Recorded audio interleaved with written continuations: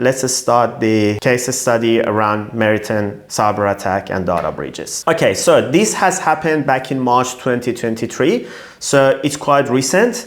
This cyber attack and data breaches is still under investigation. So at this point, we should say unidentified. We have some information. There are some suspicions around this cyber attack, but we can't officially release any information because it's still under investigation.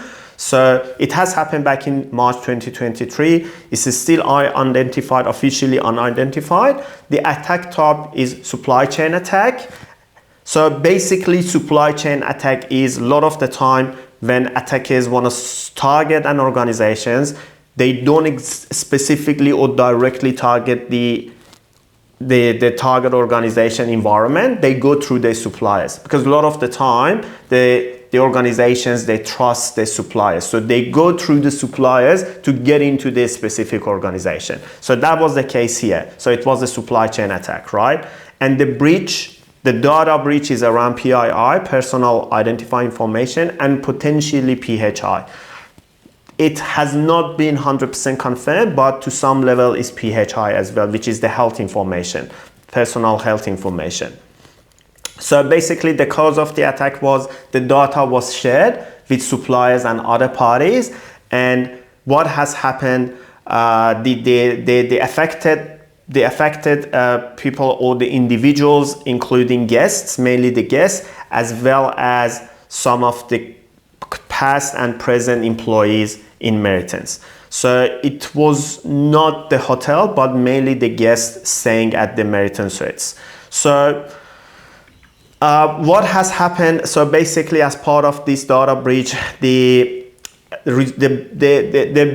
breach resulted in compromising approximately 35.6 gigabytes of data, including significant amount of sensitive information. So those sensitive information include bank details, birth certificates,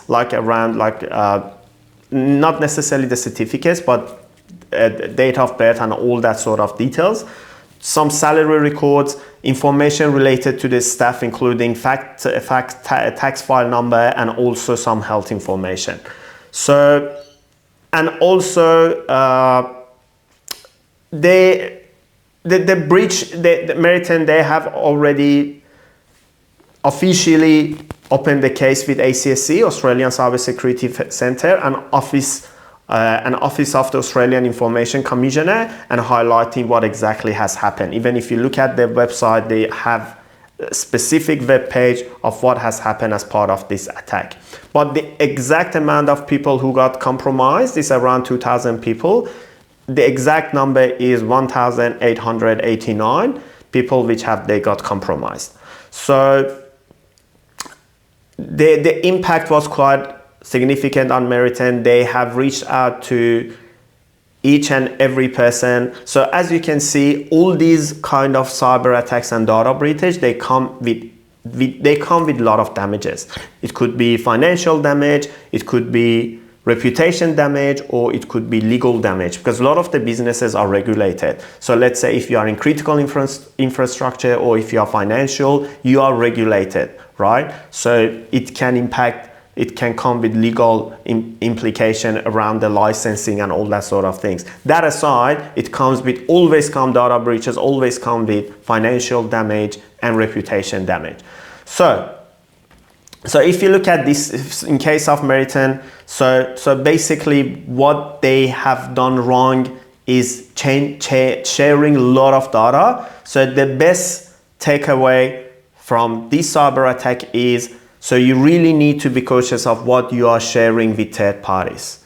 So you don't really need to share that much of information. You just need to share as much as they need to have, and also it needs to be for a limited period of time. And a lot of the time, you need to have a proper process to get rid of the information. So all the suppliers, they are not allowed to keep the information. You need to have a policy. It's quite important to to have the right policy in place for how long they are allowed to keep those information. Even a lot of the times, if you look at, I've been involved in the project that, let's say, the third party, they are only allowing to keep the information for a few hours or a couple of days. And there is a formal and official and agreed process how they're gonna get rid of the information. So it's quite important to not to share a lot of information, just what exactly they need.